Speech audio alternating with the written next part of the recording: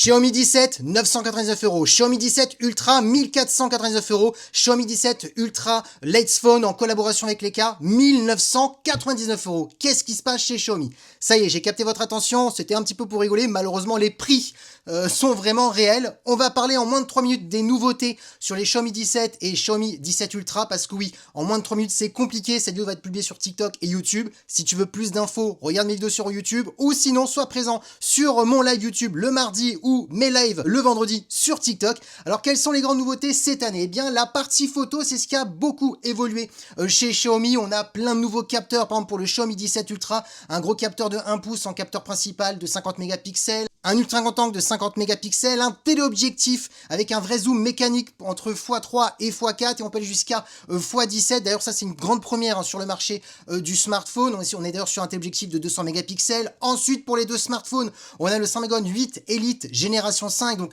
de très bonne performance, 16 Go de RAM pour la version Ultra, 12 Go de RAM pour la version classique, donc voilà, de bonnes specs. Bien entendu, niveau photo, le Xiaomi 17 classique est en dessous du Xiaomi 17 Ultra. On a 3 capteurs de 50 mégapixels, un capteur principal, un ultra grand angle, un téléobjectif. On est en dessous, mais attention, ça reste un bon photophone par rapport au prix, parce que oui, je rigole quand je dis 1499, mais sinon, à 999 euros et 1499 euros pour les Xiaomi 17 classiques et Xiaomi 17 Ultra, on est sur les prix d'un dernier iPhone, d'un dernier Samsung, donc c'est tout à fait normal.